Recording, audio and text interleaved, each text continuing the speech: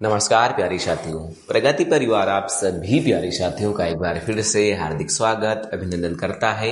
आप जान रहे हैं कि रेलवे ग्रुप डी की वैकेंसी आ गई है जिसका फॉर्म फिल किया जा रहा है। ठीक, तो यदि आपने फॉर्म फिल नहीं किया है तो आप जल्द से जल्द जाएं और फॉर्म को फिल कर दें। ठीक, ये क्लास स्पेशल ग्रुप डी के लिए ही बनाई जा रही है। हालांकि जिनका भी आरपीएफ एग्जाम लगा है वो भी क्लास देख सकते हैं। अब क्यों देख सकते हैं मैं आपको पहले समझा दे रहा हूं। देखिए, यहां जो डेटा लिया गया है वो इस बुक का प्रयोग करके डेटा यहाँ लिया गया और बुक में क्या है तो यहाँ पर रेलवे के 27,000 फैक्ट बेस्ड क्वेश्चन यहाँ दिए गए। अच्छा, ये क्वेश्चन कहाँ से लिए गए हैं तो ये सभी क्वेश्चन जो आपके प्रीवियस ईयर में परीक्षाएं हो चुकी हैं 1992 से 2021 तक की जितनी परीक्षाएं हुई हैं वहां पर जितना भी क्वेश्चन पूछा गया था जीके जीएस का वो सभी यहाँ कलेक्ट किया गया। तो मतलब आपका विज्ञान भी शामिल है, इतिहास, भूगोल, जियोग्राफी, जितना भी कह लें हम, सब कुछ भी इसमें शामिल है।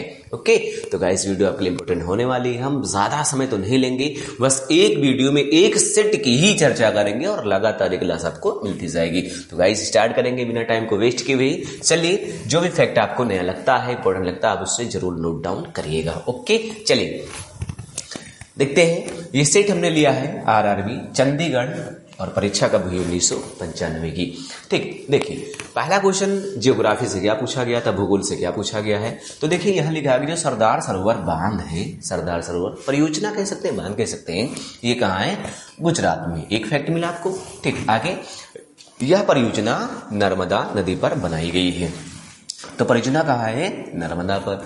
ठीक है, और नर्मदा को आपको याद रखना है कि इस पर एक वाटरफॉल से धुआंधार जलप्रपात भी कहाँ है, नर्मदा पर है। और नर्मदा नदी का जो उद्गम आप जानते हैं ये कहाँ है, आपका अमरकंटक की पहाड़ी से नर्मदा निकलती है और जाकर कहाँ गिरती है तो गिरती है खंभात की खाड़ी, गुजरात में। ठीक, अच्छा टिप्स आपके लिए क्या दिया गया है कि स्वतंत्र भारत की प्रथम बहुउद्देशीय परियोजना कौन थी, दामोदर नदी घाटी परियोजना। तो दामोदर नदी घाटी परियोजना आजाद भारत की पहली बहुउद्देशीय परियोजना है। चलिए बढ़े आगे, चलिए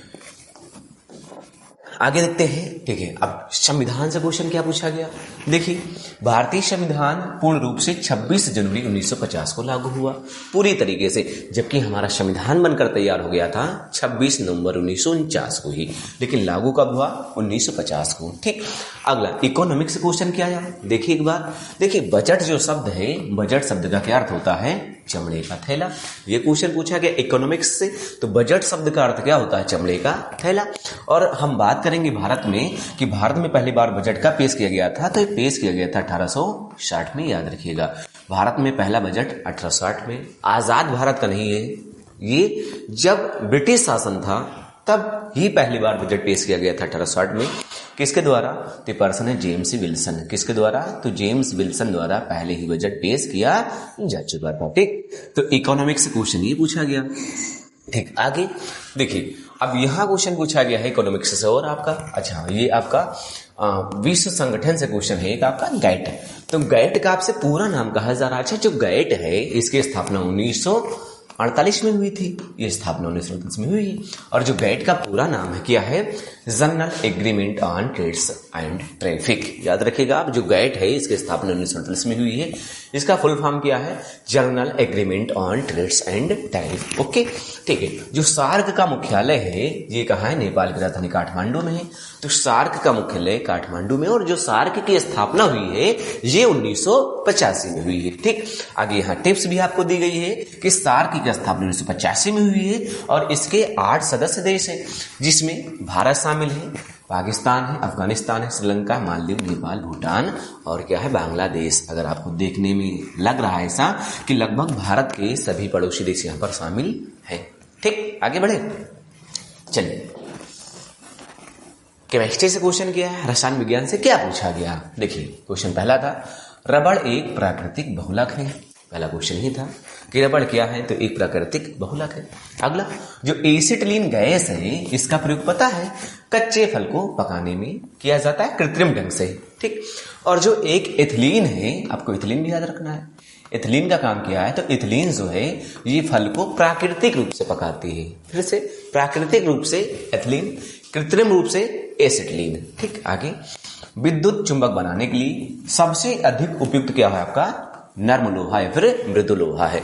तो विद्युत का जो चुंबक बनाया जाता है उसके लिए सबसे उपयुक्त धातु कौन सी है? आपका मृदु लोहा है फिर नर्म लोहा भी कहते हैं। ठीक, आगे देखिए, हीरा और जो ग्रेफाइट है ये कार्बन के ही प्ररूप है। एक जैसे नहीं दिखते क्योंकि दोनों के कार्बन परमाणुओं की संरचना पृथक पृथक होती है। जो कार्बन के परमाणु हैं उनकी संरचना अलग अलग होती है, लेकिन है दोनों ही कार्बन के प्ररूप। हीरा जो है सबसे कठोर तत्व माना गया है। ठीक, तो हीरा सबसे कठोर क्या है? पदार्थ है। तो हीरा सबसे कठोर है। ठीक, आगे जो माइक्रोफोन है इसका आविष्कार किसने किया है? तो इसका आविष्कार किया गया है ग्राहम बेल के द्वारा। ओके, ठीक, आगे राजीव गांधी सद्भावना पुरस्कार पहली बार किसे दिया गया पता है? ये दिया गया है मदर टेरेसा को। ठीक, दिया गया था राजीव गांधी सद्भावना पुरस्कार पहली बार मदर टेरेसा को। ठीक, टिप्स आपके लिए क्या है? जो दादा साहब फाल्के पुरस्कार है जिसका संबंध फिल्म जगत से है, पहली बार किसे दिया गया था? देविका रानी को। ठीक, चलिए आगे क्या पूछा गया आपसे? ठीक, तो आगे आपसे ये पूछा गया जो संयुक्त राष्ट्र संघ है इसका मुख्यालय कहाँ है? अमेरिका के न्यूयॉर्क में है संयुक्त राष्ट्र संघ का मुख्यालय। और जो संयुक्त राष्ट्र संघ है इसकी स्थापना हुई थी, तो इसकी स्थापना हुई 24 अक्टूबर 1945 को इसकी स्थापना हुई है। जो चकमा शरणार्थी इनका संबंध कहां से है? तो इनका संबंध बांग्लादेश से है। ठीक, शरणार्थी आप समझते हैं जो दूसरे देश के जो लोग होते हैं वो किसी दूसरे देश में आ जाते हैं, और ये ऐसे लोग होते हैं जिनका कोई अस्थायी निवास नहीं होता है। ठीक, शरणार्थी हैं चकमा कहाँ के हैं? बांग्लादेश के। ठीक, अगला क्वेश्चन मोस्ट इंपोर्टेंट पूछा गया था आपसे कि जो वेडन पावेल है, 1 नंबर का क्वेश्चन है कि वेडन पावेल ने स्काउट गार्ड की स्थापना की थी। बॉय स्काउट आंदोलन की शुरुआत की थी। अब स्काउट गार्ड की स्थापना इनके द्वारा ही की गई थी। ठीक, आगे ए सेकुलर एजेंडा नामक पुस्तक की रचना अरुण शौरी ने की थी। ठीक, आगे गोल्फ खेल से टी शब्द संबंधित है। क्वेश्चन क्या रहा होगा? जो टी शब्द है इसका संबंध किससे है? तो गोल्फ से है। चलिए, तो एक सेट को हमने बाखूबी अंदाज में कवर कर लिया है। ठीक, मिलेंगे आप सभी से अगले वीडियो में। प्रगत परिवार से जुड़ने के लिए आपका बहुत बहुत धन्यवाद।